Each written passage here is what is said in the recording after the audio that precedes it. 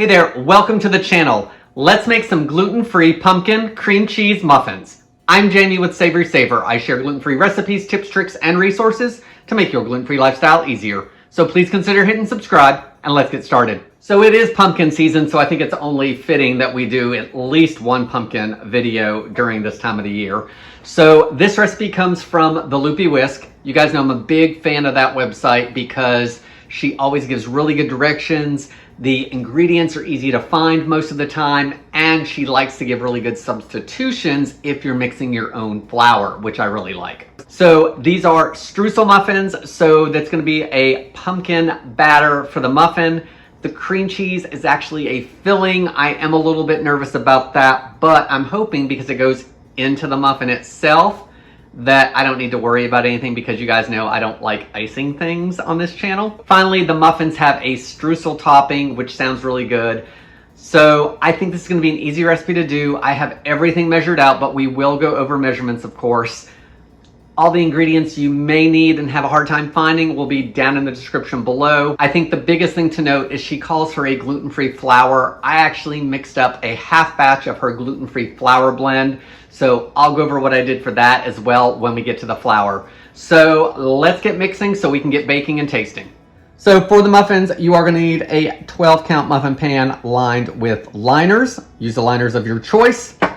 Depending on how far along you like to preheat your oven, we are going to bake these at 375 degrees. So I'm going to turn that on in just a minute. I'm going to get a couple things done, and then I'll preheat that when we start the batter for the muffins. So let's talk about the gluten-free flour blend. She typically uses a plain gluten-free flour blend that is popular in the UK called Dove's Farms Free.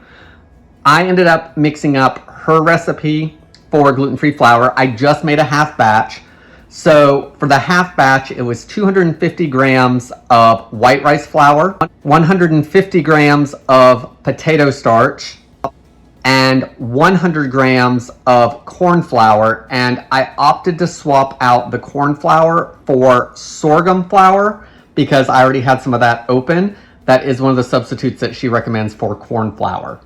So I made up the half batch, and then I have a little bit left that I will just use for something else, but I'll figure that out later. So for this recipe, a half batch made enough for it. So I will list all of the ingredient amounts below, as well as links to both the muffin recipe as well as that gluten-free flour recipe that I used. So for the streusel, I have got 80 grams or 2/3 of a cup of the flour. I've got 40 grams or 3 tablespoons of light brown sugar, 1/4 of a teaspoon of xanthan gum.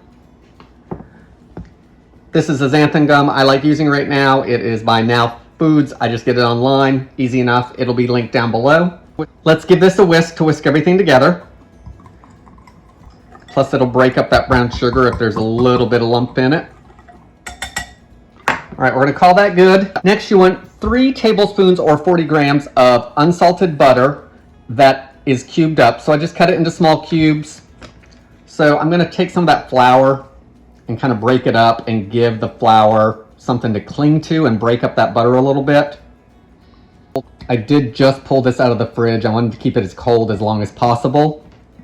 I've got the pastry blender over here, but I think I'm just going to use my fingers and we're going to see how that goes. She says that you want to use your fingertips until you get a crumbly mixture. It should clump together some when we squeeze it together once it's at that point. And you want small crumbs as well as larger pea-sized pieces. So let's just spend a couple minutes and do that. All right, so I think we're good. You can see that it holds together, but I can still break it up, which I like. So the final thing we're gonna add is 30 grams or 1/3 of a cup of pumpkin seeds. These are roasted and salted. So they are roasted and salted, but I tried them and they're not super salty.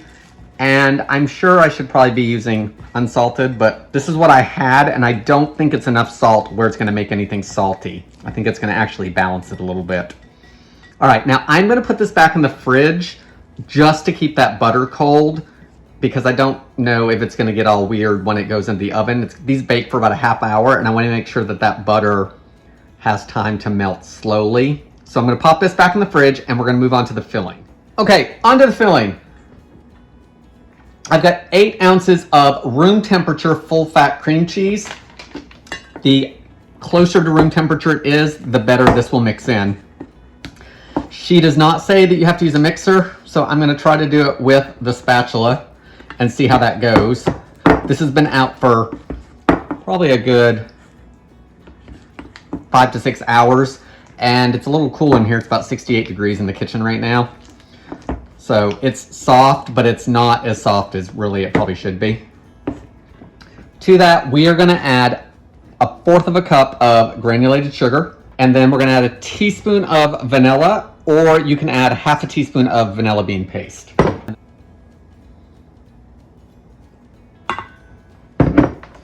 So let's just take our time, get it all mixed in. You want it to be nice and smooth and combined. All right, so this is looking really good. I've only been mixing it for maybe 2 minutes, but because it was room temperature, it does look really good. So now that it's all mixed up, we need to get it into a piping bag or a Ziploc bag, whatever you want to do. I have got a piping bag in the glass, and I'm hoping it's all going to fit in there. Let's bring the bag up. So I'm way above the fill line, as you guys can see. So I'm just going to need to be really careful when I fill these.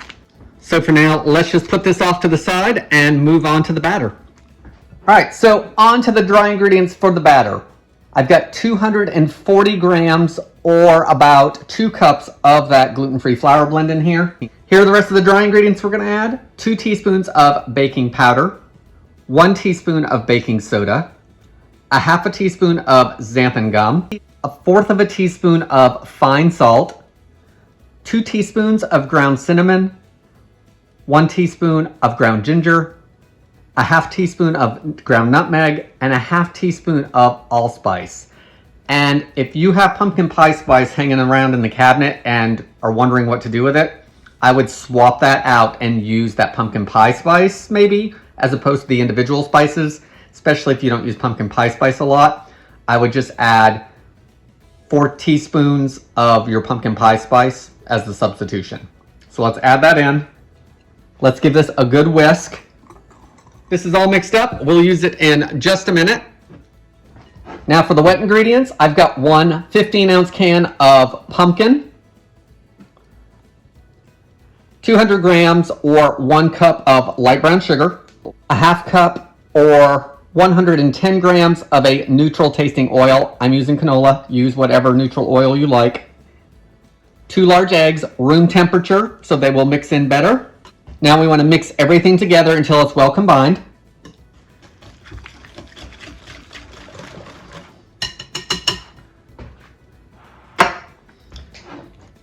All right, everything's been mixed. Literally took 1.5 minutes, 2 minutes at the most. Room temperature is key to getting those eggs to mix a little bit faster, guys.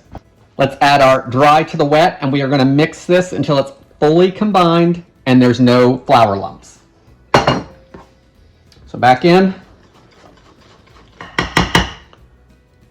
right, so it looks pretty good. I am going to go in with my spatula now just to make sure. I mean, everything looks pretty uniform. I don't see any big lumps of flour. I would say that we are probably good, and I think part of that is I must have whisked my flours together pretty well to begin with. So let's get this moved into the muffin cups. Well, in true fashion, I forgot 1 wet ingredient, a teaspoon of vanilla. So I'm just going to add it now. It'll be fine. Let's switch back the whisk just for a minute. There we go, no harm, no foul. For filling these, we're going to fill them all the way to the top per the directions. It says to the brim, so we are going to go super high on these.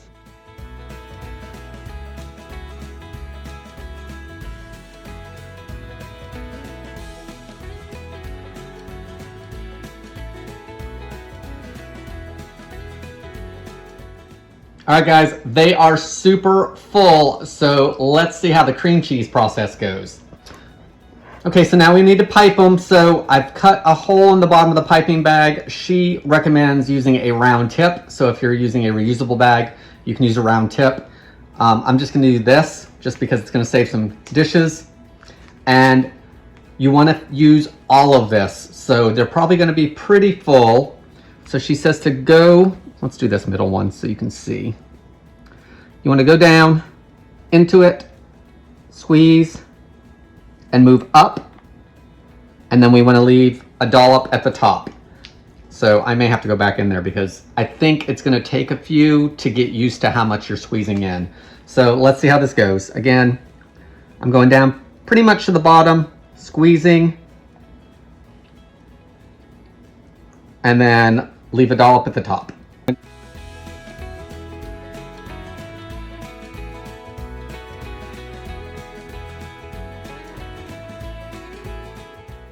So I've got almost half a bag left, I think. I'm going to go back through the same order I did them before because that's probably these first ones I was not as heavy with it. So I'm going to go back through and do that again. All right, I've used it all. So now we're going to streusel top them and get them baked and see how they come out. All right, so the streusel has actually gotten pretty cold. So I'm just going to run my hands through it just a little bit just to warm it back up because we want to be able to, again, squeeze it together so I can sprinkle everything. So you're probably going to have streusel all over the pan. We'll see how this goes.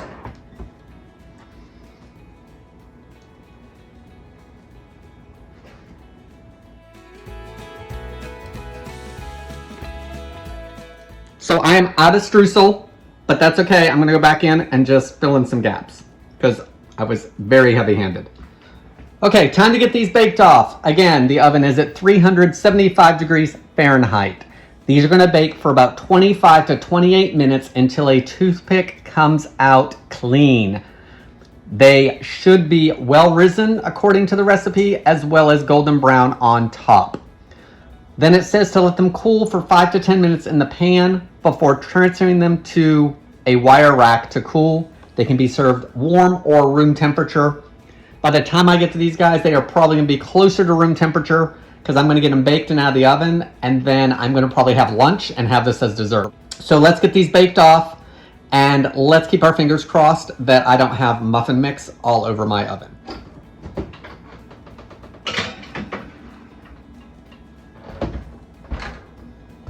All right, we are 10 minutes into the bake time, and these are looking really good. Look at those muffin tops. So hopefully they are as tasty as they look right now. So our pumpkin cream cheese muffins are done, and they have cooled for pretty much about an hour or so now because I did have some lunch and did the dishes and all that mess. So they are done, and as you can see, they look really good here. I will say that probably about, a third, maybe a fourth of that streusel kind of fell off onto the muffin pan. So one tip with that may be to lightly press some of that into your batter. We don't want to push it into the batter too much, but a little bit more of a press may help it, bake into the batter as opposed to falling off. But in any case, it's nice and golden. They look really good. They smelled really good. They didn't go all over the pan. There are a couple pumpkin seeds that fell off into the oven I will need to get before the oven heats up again. But they look really good. So let me cut this in half so we can look at the inside. Okay, so I cut it with a serrated knife just to hopefully get a better cut out of it. And if we look here at the paper, there's not a lot of batter stuck to it, which is good. That can sometimes happen with muffins, and I think it's because probably I cooled them completely. The inside looks nice. I like the filling. I probably could have gone a little deeper into that muffin, the one I grabbed.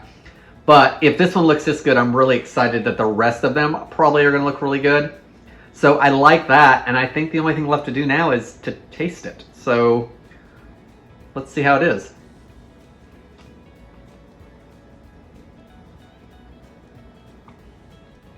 Those are good. Those are really good. I really like these. Half of it's gone already. Do I have it all over my face? Okay, I don't think I have it all over my face. I probably will when I edit this. It'll be whatever. So let's talk about it. First of all, the crumb is really nice on the inside there.